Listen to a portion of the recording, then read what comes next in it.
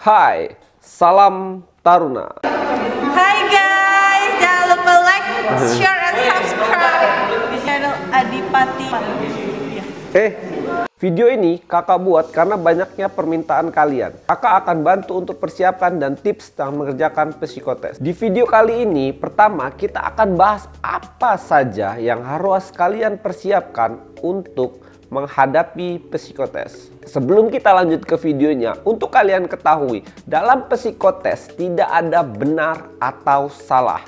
Karena di dalam sebuah tes psikotes sebenarnya membutuhkan sebuah spontanitas, orisinalitas respon, atau jawabannya adalah menggambarkan kepribadian yang sebenarnya. Sehingga kalian itu dapat dinilai apakah kalian itu cocok dengan sekolah kedinasan yang kalian pilih, baik itu kepribadian individu kalian atau kepribadian tim kalian atau teamwork. Dan nggak ada yang bisa ngasih tahu jawaban untuk psikotes baik dari buku ataupun internet, karena masing-masing sekolah kedinasan memiliki kriteria psikologi masing-masing. Tetapi semuanya hanya bisa menunjukkan gimana cara mengerjakan psikotes dan hanya mampu memberikan tips untuk mengerjakan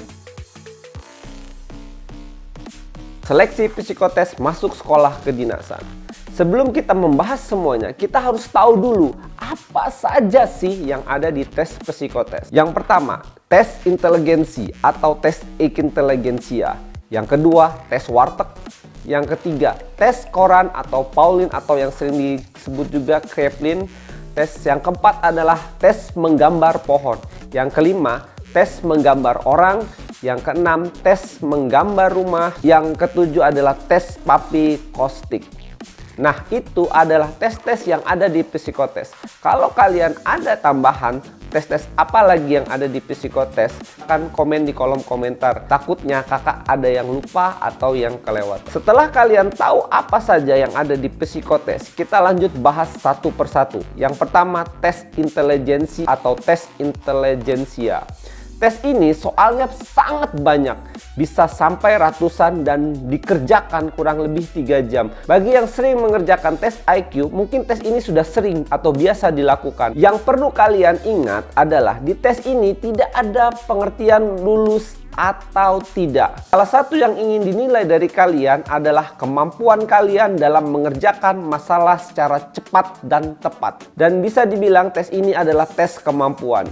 Dan di tes ini banyak sekali yang harus kalian persiapkan, yaitu matematika dasar, logika, hitung, analogi, sinonim, antonim, rotasi kubus, rancang bangun, menghafal, dan masih banyak lagi. Yang kedua, tes warteg atau tes menggambar. Tes ini adalah tes 8 kotak yang di dalamnya ada gambar-gambar yang harus kalian teruskan. Yang perlu diingat adalah kalau lengkung benda hidup, kalau sudut dia mewakili benda mati. Dan di tes ini kalian boleh mengerjakan tidak secara berurutan, tapi yang perlu kalian ingat adalah urutan menggambarnya. Pertama, kalian itu harus tahu gambar yang kalian gambar. Yang kedua, terakhir yang kalian gambar. Yang ketiga, gambar yang paling kalian suka. Dan yang keempat, gambar yang paling kalian tidak suka. Dan yang kelima, gambar yang menurut kalian mudah. Dan yang paling penting adalah gambar yang menurut kalian paling sulit. Cara mengerjakan tes warteg. Ingat, cara mengerjakan ini yang pertama adalah jagalah kebersihan kertas yang diberikan. Yang kedua, kerjakan dengan menggambar secara acak tetapi tetap dinamis. Yang ketiga, mengurutkan angka pada gambar. Yang keempat, kerjakanlah gambar yang paling mudah agar kalian tidak terlalu lama di satu gambar. Yang kelima, jangan terlalu menekan saat membuat garis karena itu dapat menilai kalian tuh bahwa orangnya keras kepala kalau terlalu menekan. Dan yang terakhir, kalian harus ingat seperti kayak bilang di awal, kalau lengkung benda hidup dan kalau sudut biasanya mewakili benda mati. Yang ketiga, tes Coran atau yang sering disebut Pauline atau Kraepelin. Tes ini penting untuk kalian pahami mengerjakannya. Apabila kalian belum pernah mengerjakan tes Coran dan baru akan mengerjakannya, kesalahan yang sering kalian lakukan adalah penjumlahan angka setinggi-tingginya. Padahal yang dilihat bukan itu, tetapi grafiknya. Tes Coran atau tes Pauline atau juga tes Kraepelin menggunakan kertas selebar koran. Ingat, selebar koran artinya besar banget.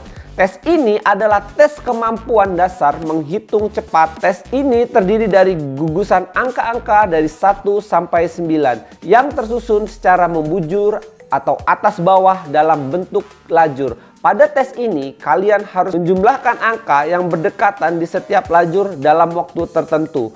Dan biasanya dengan dibunyikan bel, lonceng, atau benda lainnya. Cara mengerjakan tes koran.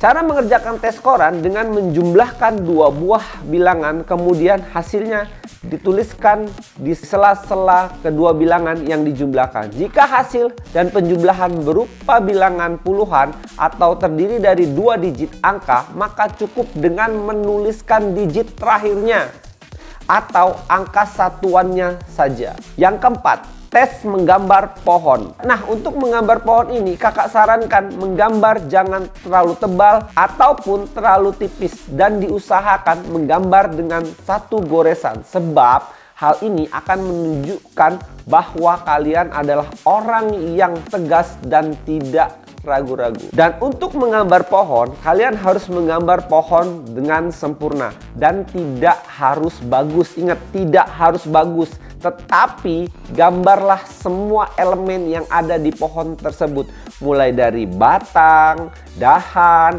ranting, daun, akar, dan buahnya. Yang kelima, tes menggambar orang. Di tes ini, gambarlah orang secara utuh dan detail dari ujung kepala sampai dengan ujung kaki, termasuk detail mata, telinga, mulut, hidung, dan sebagainya. Dan gambarnya harus proporsional, jangan sampai kepala lebih besar daripada badan. Dan untuk menggambar orang, sebaiknya menggambar orang yang memiliki profesi atau yang sedang melakukan aktivitas pekerjaan. Bisa ASN, polisi, tentara, dokter, dan lain-lainnya. Yang keenam, menggambar rumah. Menggambar rumah tentu mudah karena kalian dari kecil pun sudah diajarkan menggambar rumah. Tetapi yang diminta di sini gambar rumah yang lengkap, seperti ada dinding, atap, pintu, jendela, pohon, orang, tanah, pagar, dan lain-lainnya. Dan yang paling penting proporsional, yaitu masing-masing bagian rumah dan orang seperti pohon harus seimbang, dan jangan sampai orangnya lebih besar dari rumahnya. Yang ketujuh, tes Papi Kostek. Di tes ini kalian akan diberi lembar soal dan lembar jawaban. Di lembar soal kalian nanti akan ada pertanyaan kepribadian, dan di lembar jawaban akan ada nomor dan pemilihan A atau B. Kalau kalian memilih jawaban A, kalian melingkari garis panah mendatar, dan apabila kalian menjawab B, kalian melingkari garis panah ke atas atau ke bawah ya. Dan itu akan dilakukan berulang kali sampai didapatkan hasil kalian. Nah, seperti janji kakak di awal tadi, kita akan memberikan tips mengerjakan psikotes. Yang pertama, tetap tenang, percaya diri, serta optimis, karena ini adalah kunci dalam mengerjakan psikotes. Yang kedua, banyak berlatih soal-soal psikotes. Kalian bisa belajar melalui buku, internet, atau bahkan di YouTube sudah banyak. Yang ketiga, fokus dan konsentrasi, karena kalian akan berada di dalam ruangan kayak kurang lebih 8 jam. Jadi manfaatkanlah waktu yang ada. Jika kalian ingin ke kamar mandi atau ingin buang air, kalian bisa melakukannya saat pergantian tes. Nah, itu nanti ada waktu 2 atau 3 menit. Itu manfaatlah untuk kalian ke kamar mandi, biarpun kalian tidak ingin ke kamar mandi. Karena nanti saat kalian mengerjakan itu tidak ada waktu lagi untuk ke kamar mandi.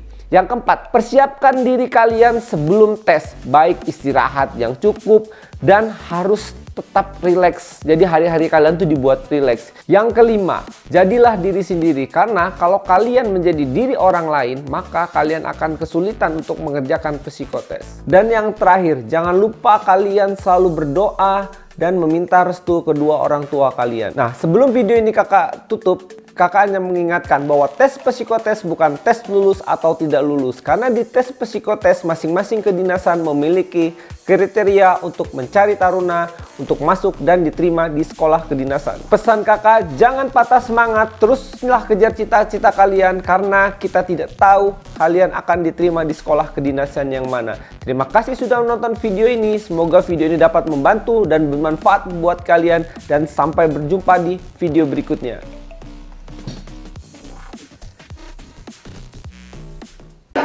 Hai guys, jangan lupa like, share, and subscribe di channel Adipati.